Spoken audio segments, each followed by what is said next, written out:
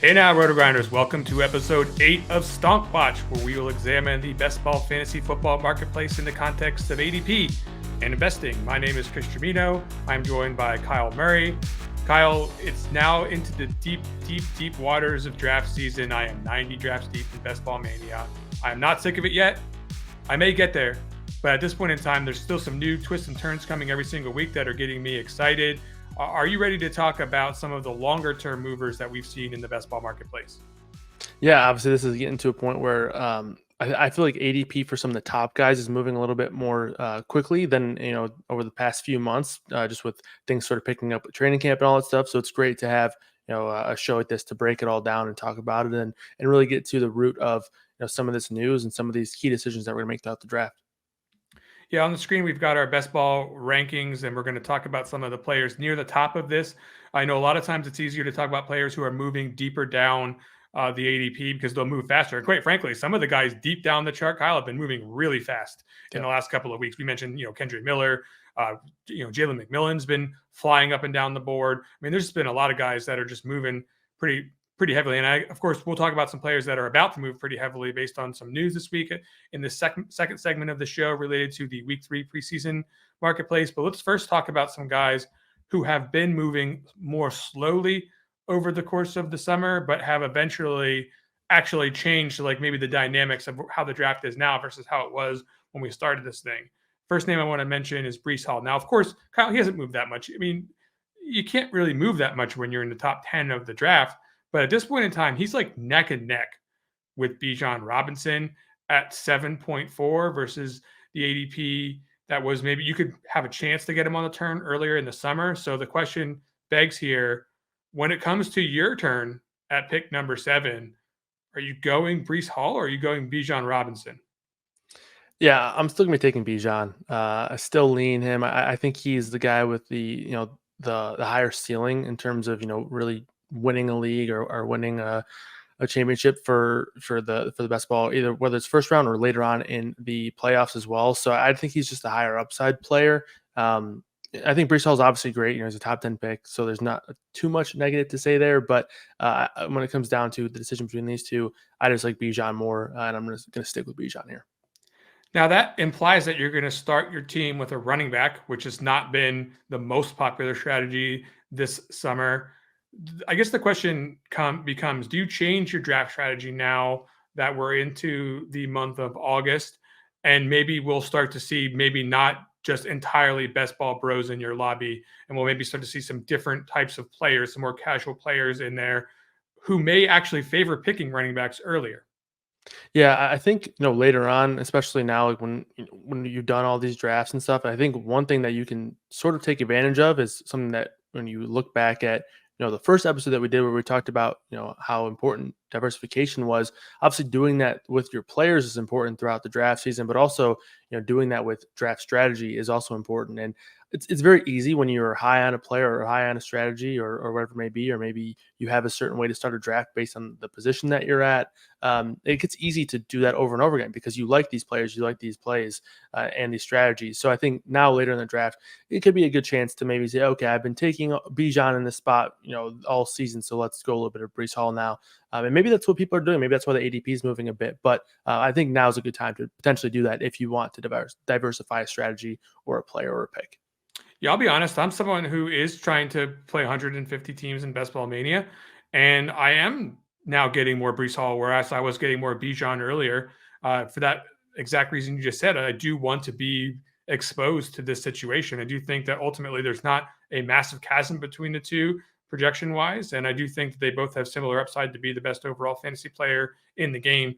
So that is definitely a good explanation for why that ADP could be moving up, but also just the fact that Breece Hall is pretty freaking awesome. So I'm excited about it. I'm definitely going to try to get some more moving forward. Now, a player that you and I have been on since the beginning of the summer, Kyle, is Cooper Kupp. He's all the way up to 24.5 with Puka Nacua now falling around the turn for good reason. Well, I don't know if it's good reason, but it's certainly something that is at least understandable that people are going to see an injury happening to Puka and seeing his status fall just slightly to maybe you might even be able to get him around the turn, whereas you were never doing that a couple of weeks ago. But regardless, Cup being up to 24.5, that's a pretty major shift. Does this change your feeling on how often you want to draft Cooper Cup because you're having to get him on that 2-3 turn? Um, I would say yes and no. I think it's a little bit of a bummer because Cooper Cup's been a guy that we've been extremely high on, and arguably saying that Puka going before him was a little bit of a mistake. That's kind of how I feel about it right now, and so it's a bummer that the tides are turning here. People are starting to catch up to Cup, but I still think that being drafted where he is right now, I still think there's plenty of value. Again, I think that his upside is potentially being where Puka's being drafted right now as a top 12 player once again, which seems like a drastic turn of events. But again, if he's fully healthy, I don't see a reason why the upside for Cup can't be a guy who has a 30% touchdown share, a 28% target share. So I think that's still the ceiling for Cooper Cup. Puka Nacua being banged up, I think, as gruesome as it might be beneficial for Cooper Cup as well, for a guy to maybe develop more with Matthew Stafford. And that's kind of how Puka Nacua was able to grow his connection so much last year with Cooper Cup sidelined throughout training camp. So I think this could be potentially a good thing for Cooper Cup as well. So yeah, I'll still be drafting him at this number. Yeah, I'll go a step further. I've actually been drafting him very aggressively. I don't think there's anyone in this whole entire range from Collins all the way down to Cup and beyond that I'm really afraid to draft him ahead of. I'm just feeling very good about Cooper Cup. I don't think there's a massive gap of separation between a lot of these players. And I do like the week 17 game environment for the Rams and the Cardinals. So ultimately, I'm still bullish on Cooper Cup. It's going up, and I don't think it's even high enough. I still think I'll take him, I'll take him in the teens.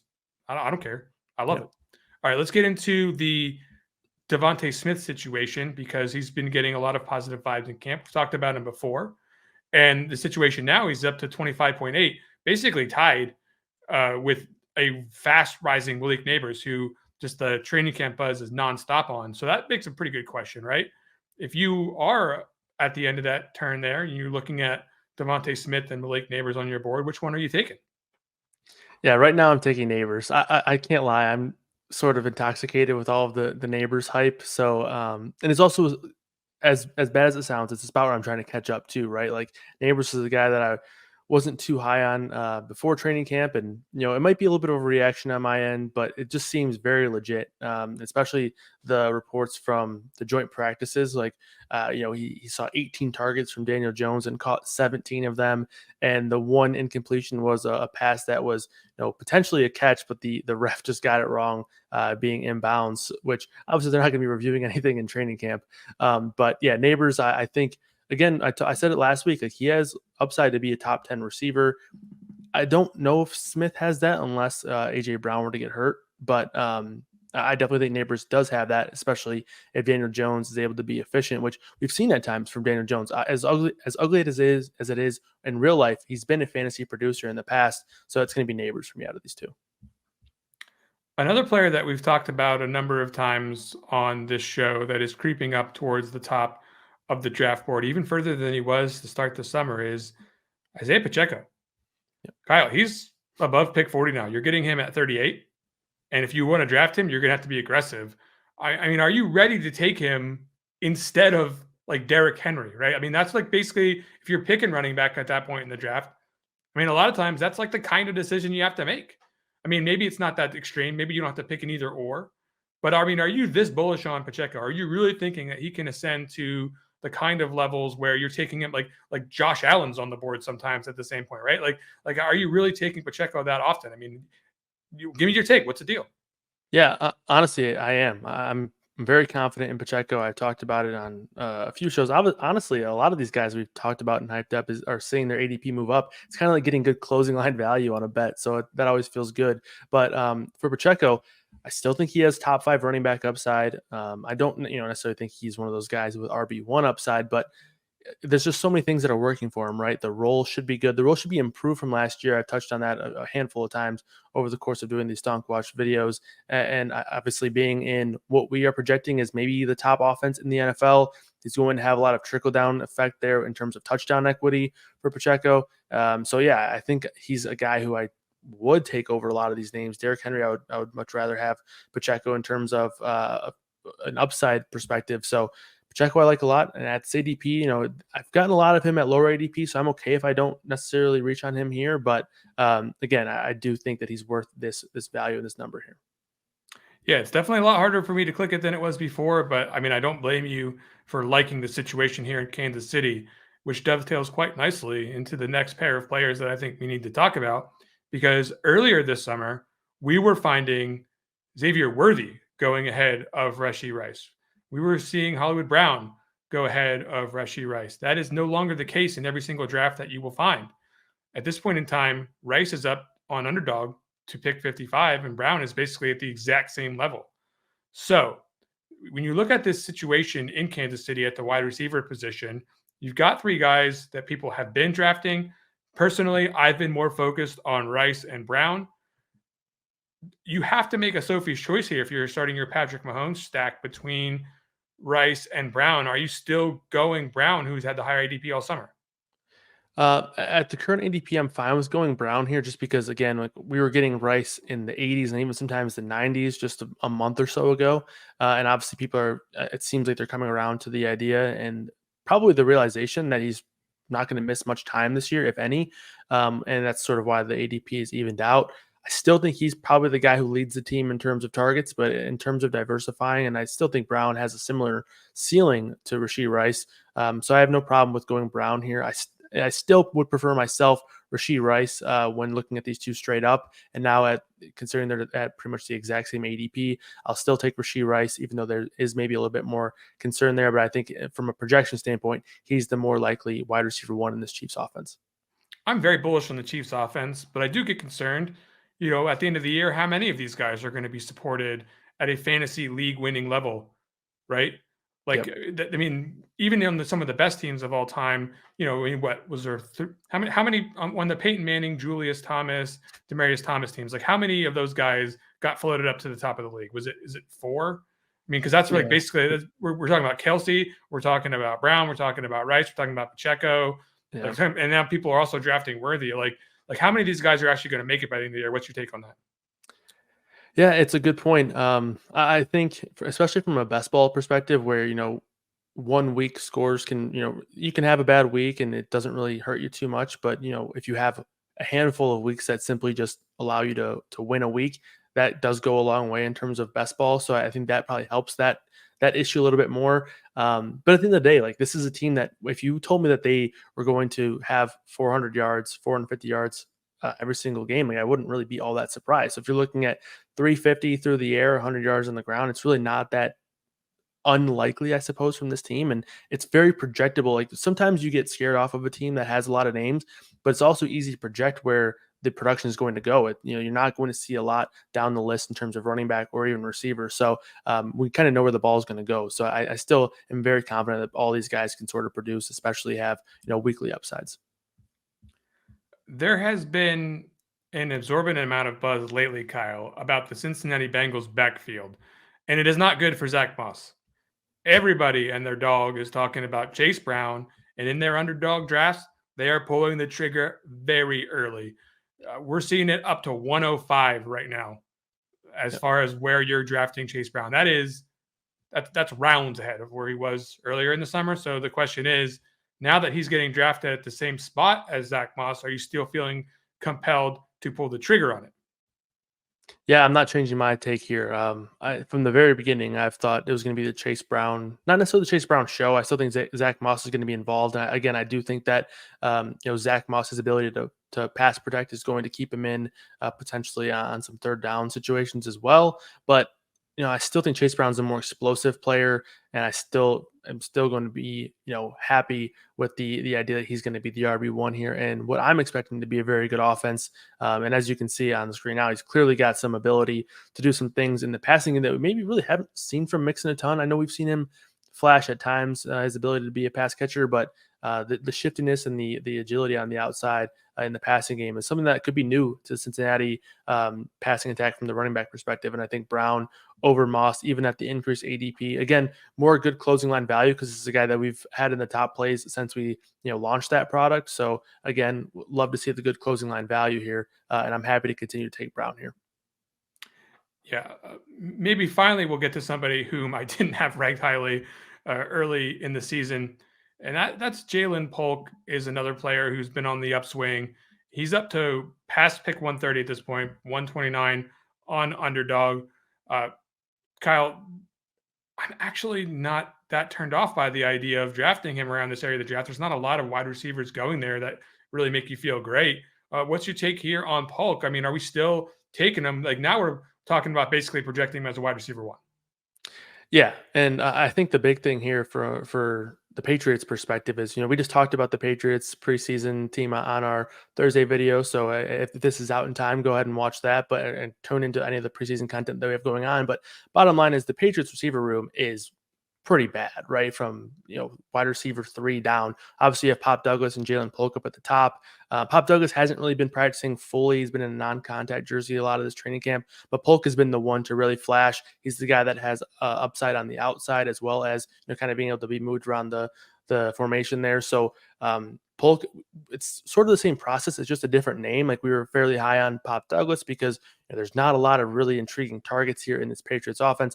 And then Polk pops up. He's a prospect who was drafted pretty highly and aggressively in the draft, and now he's performing really well in training camp. So it's the same sort of process. It's just a different name, which it's a bummer that it's a different name. And we weren't on Polk earlier, but I still think we were there on the process there for a Patriots receiver, and I have no problem with Polk at this number as well. I'm pretty excited about him.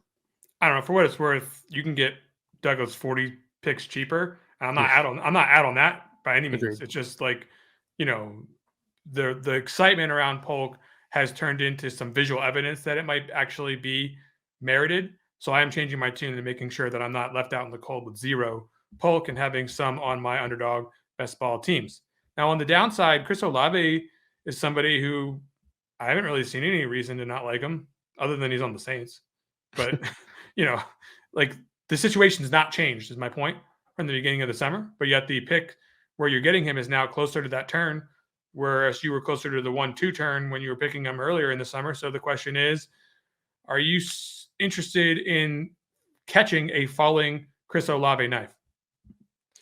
Yeah, I mean, I still like Olave. I still, honestly, I obviously being a part of the Saints can be an up and down experience, but they showed times last year where we had massive upside for Olave, and there's just no names behind him, right? Like he's going to be heavily targeted. If you told me that Olave finished the year with a 30% target share, I probably wouldn't bat an eye. I mean, we have him projected for a 27.5% target share on the year, and I think the upside for a 30% target share is very possible. I think he's going to be involved in all parts of the field as well. I think it's really funny when now that we're getting closer to season long drafts, I'm sort of looking at sites like Yahoo and ESPN. And there's just a couple of extreme differences between that and Underdog, which obviously I know it's a different format, but Olave is like going way down the board in Yahoo. I think he's in the mid 20s, and then on ESPN, Pacheco guy we talked about, he's going 16th. He's ranked 16th over on ESPN. So it's crazy to see some of these differences on some of these sites. But yeah, still fine with Olave, and I still like him quite a bit this year.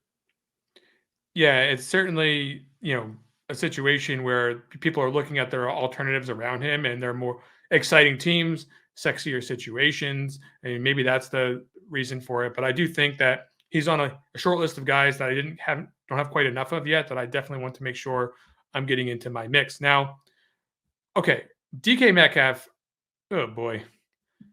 I mean, this guy is out here swinging helmets at practice lately. He's out here getting his own teammates smashed around with violence. Uh, his ADP is also experiencing some violence, dropping down the board closer to the 30 mark, which to me, as a football player, I mean, he's someone who's got big upside. Do you see any reason why we should be less excited about DK Metcalf these days than we were earlier in the summer? Yeah, I mean, it's obviously the clip is not great, right? You don't want to do this to anybody, and definitely not a teammate. But in terms of where he should be moved based on best ball drafts off of that, I don't think that's a big concern. I think that'll obviously not matter come the middle of the season, the end of the season. But the bottom line for me is like I'm just so excited about JSN. And so like for me, I'm getting so much exposure to JSN where I probably should be looking to get, some more Metcalf. But currently right now, the guy that I like the most from a Seahawks pass catching perspective is Jackson Smith and Jigba. And I think the Metcalf is kind of a victim of being in a range where there's a lot of guys at the receiver position that we just like more. Like I like Cup more. I like Mike Evans more. There's some running backs in this range, and now obviously with Malik Neighbors sort of finding a special place in my heart, he's also taking some of that spot in that range. So that's mainly the difficulties with DK Metcalf. I don't think it's necessarily anything that we've seen report wise, although it's not great. Okay, that was a bunch of guys who were at the top of the ADP charts or closer to the top of ADP charts that we've seen move around just a little bit over the course of a month or so, and just some takes on how we're feeling about those players. Now we're going to get into the news and our weekly topic here, Kyle, the week 3 preseason best ball market. Starting off with the news that Christian McCaffrey is dealing with a calf strain, isn't likely to play in the preseason. Elijah Mitchell is also banged up and feeling some pressure behind him from Jordan Mason as far as the San Francisco backs are concerned. So how are you approaching this from a draft perspective? I mean, first of all, there's been a little bit of debate, not a lot of debate, about whether you should even take the running back 1 overall and maybe instead pivot to one of the wide receivers to have a roster construction that starts wide receiver heavy. Is this changing your feeling if you get the 101 right now? No, this isn't concerning for me for McCaffrey. I mean, he's been a guy who has had the injury concerns his entire career. It's just something that you've kind of accept with McCaffrey, where if he's healthy, he's probably going to be the best running back in fantasy by a pretty wide margin. And if he's not, then it's not all that crazy, right? Like last year coming into the season, he also had a hamstring injury in camp and was shut down for I think a week and a half or 2 weeks or so, and went on to be incredible all year. So I'm not too worried about it there. Elijah Mitchell is the guy that's a little bit more concerning there. If you have been drafting him, it sounds like Jordan Mason's been making a lot of strides in training camp, and with Mitchell sidelined, it could be a real spot where Mason maybe takes over there in terms of the RB2 or maybe makes a case for the RB2 role. And then, back to that tweet, obviously with Ricky Pearsall, that's a whole other topic with Brandon Ayuk there. But Ricky Pearsall, he gets hurt, comes back, gets hurt the same day, re-injures the same shoulder. So, it's really tough to feel confident about Pearsall's ability to stay healthy right now. Yeah, so I don't want to hear you. I'll get off topic if he's talking about Pearsall and Ayuk right now, but certainly that's been in the news. Go find your nearest Twitter device and scroll through what's happening there and get yourself 2 to 3 hours of entertainment on speculation alone.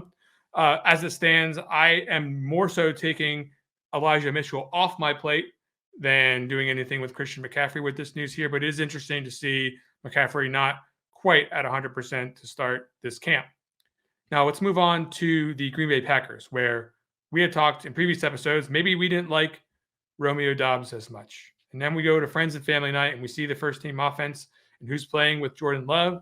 And sure enough, Doubs is out there running the most snaps with Love and our guy Dontavian Wicks sad and crying on the bench with just 6 snaps played. Does this mean anything at all to you, Kyle? Are you changing your philosophy based on this kind of information? How are you, basically this is a tough enough situation as it stands to figure out which one of the 4 are the best. Is this making it clear for you? It's making it more tilting because I don't want it to be Romeo Doubs. That's for sure. I definitely want it to be Christian Watson or Jaden Reed. And Watson's now gotten banged up twice in training camp. Yesterday he got banged up and was on the ground getting looked at by trainers, but it turns out he just caught a knee to the thigh and had a pretty bad Charlie horse. So sounds like he's fine. But for Wicks, it is concerning because obviously the whole theory behind drafting Wicks was that he was going to be better than Romeo Doubs and beat out Romeo Doubs, and Doubs wasn't going to play. I still think if Doubs is the wide receiver 3 there, I don't think there's any way he's ahead of Watson or Reed, health permitting, right? I think that those two are just so clearly better than Doubs, healthy wise, that Doubs isn't really much of a threat to steal away a ton from those guys. But obviously, with drafting Wicks, the main theory was that he was going to beat out Doubs for this wide receiver 3 job and essentially push him to the bench. Doesn't sound like that's the case. Now, Wicks could still be a rotational guy to where he's going to play in 4 wide receiver personnel and also maybe just get some package plays or simply just take away or maybe split wide receiver 3 duties with Doubs. But based on that report there, it doesn't sound like that's the case right now. So obviously, I'm starting to feel a little bit less optimistic about Dontavian Wicks. Yeah, I feel like I've got my exposure so far on Wicks, and I think I'm just going to move on and maybe continue to take Reed and Watson the way that I have been, and maybe sprinkle some additional Dobbs shares into my mix. But again, I cannot without further information, feel confident about Wicks really being worth this kind of ADP. I mean, he's getting drafted basically as their wide receiver 3, and I don't know that that's fair at this moment in time. Okay, someone who's being drafted as the running back 1 in Carolina is Jonathan Brooks. However, and it's not close, by the way, right? Like, you're getting Chuba Hubbard 70 picks later. And I think we get that from the talent standpoint of Brooks. However, he's not going to be ready to start the season. That's not really that much of news. But the question is, with this being now actually realized in front of your face, you're looking at it on the screen. I'm not getting this player to start my season. This is the pick that I'm making for later in my best ball season. Are you changing your stance on Brooks at all as his price goes down? Because he is falling. He's closer to 100 now with this news. Yeah. No, for us, or at least for me, I don't really think this is, like you say in quotes, news, because it's not really, like, it's news to us because it's confirmed now, but this is something we've been projecting. This is what we've assumed. I think that if we didn't assume this and Jonathan Brooks was just going to be the RB1 for this Panthers offense from day one, he would be going much higher than 90, right? And we'd be ranking him much higher. But we've kind of been expecting this. And I think even if he's ready by week 3 or 4, he's probably not going to be a full go until probably week 6 or so, maybe even week 7 or week 8.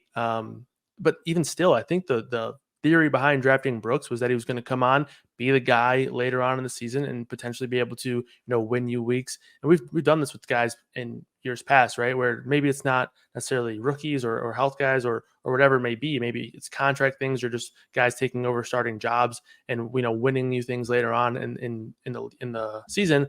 But Brooks definitely still has that upside. So this doesn't change anything for me for Jonathan Brooks.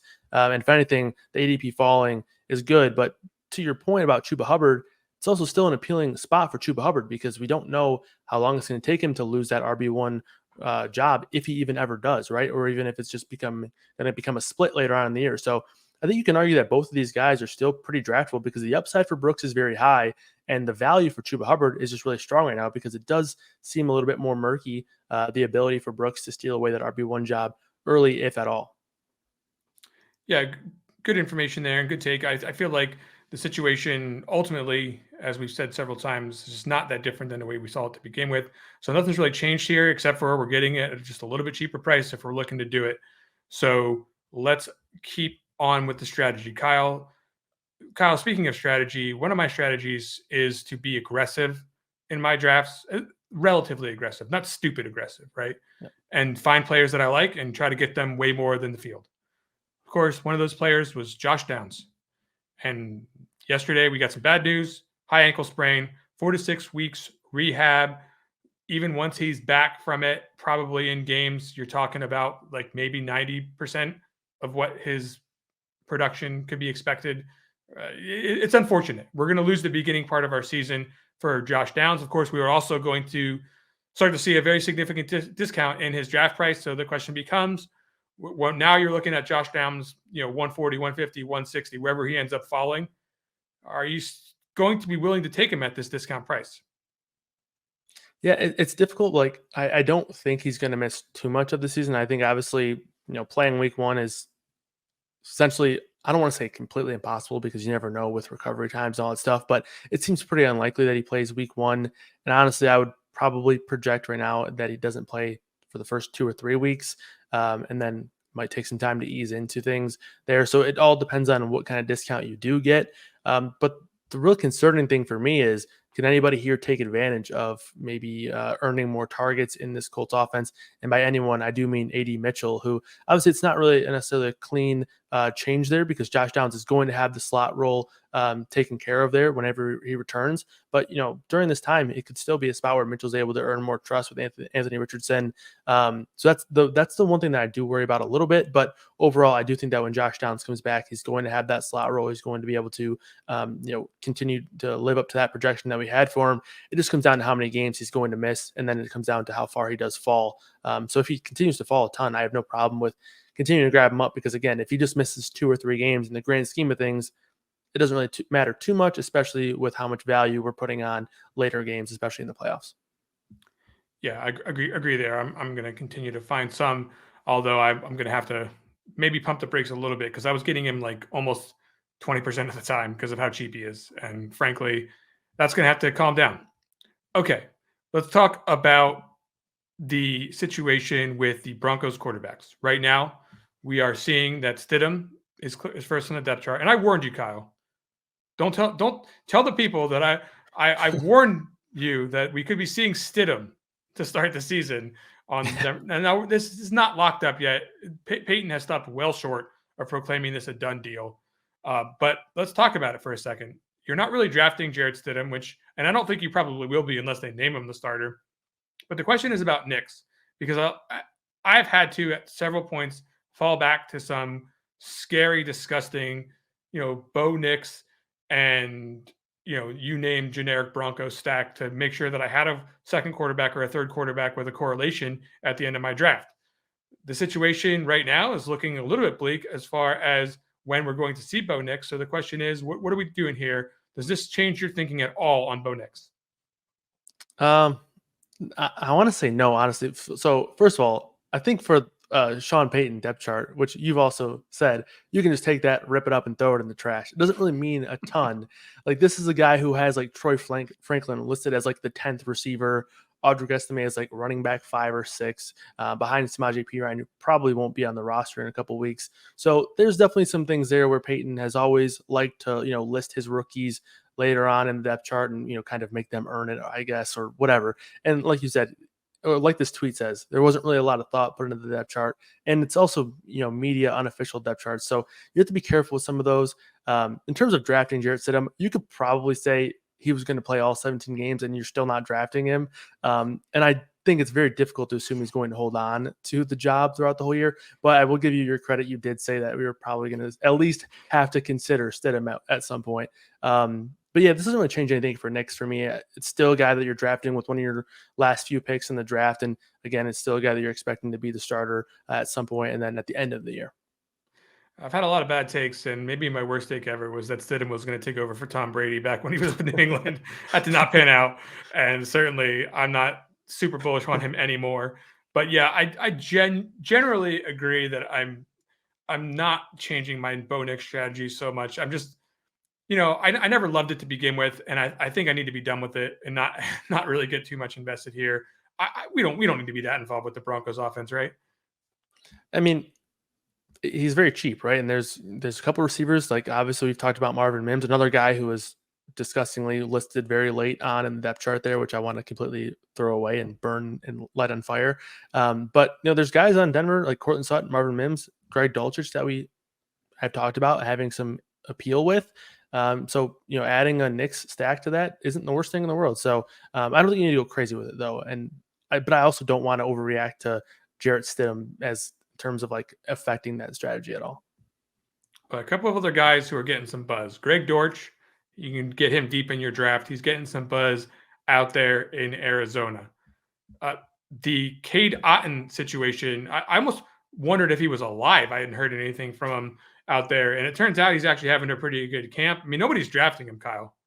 So what about Dortch and Otton? Are either one of these guys appealing to you at their respective positions as late round flyers here with getting a little bit of buzz here in camp? Yeah, Dortch has been getting a lot of hype, even dating back to, early on in the offseason where, Kyler Murray said if he was 6'5", he'd be the best receiver in the league. You might be able to say that about a few different guys, which obviously that's not something that you can just, add on to your resume there with the height. But I think there's just a lot of mouths to feed in this Arizona offense. Obviously, Marvin Harrison and Trey McBride are going to lead the way. I think that's pretty clear. And after that, he's kind of fighting with two other guys in Wilson and Zay Jones for targets after that. So I think it's pretty difficult. And yes, I know a lot of people are excited about him, but he can have a big year for Arizona without having necessarily a big fantasy year. So that's another thing to keep in mind when a head coach is talking about a guy. And then for Cade Otton, yeah, he's a guy who, like you said, we haven't really heard a lot from, but it sounds like he's having a good camp there. And I think the role is going to be one that we've been projecting to be a solid one. So yeah, I think Cade Otton's a guy you can get definitely late in drafts as one of your probably your last tight end drafts and definitely have some value there. Head on over to RotoGrinders, check out our free rankings that we have posted. Also, check out our premium content. Maybe get yourself some access to our preseason DFS premium content. Play some money for cash out there on the DFS websites. You can also check out for our season-long package, which is currently on sale. We're going to be playing DFS each and every week with some of the best experts in the game. For Kyle Murray, I'm Chris Gimino. We'll be back again next week for for Stonk Watch.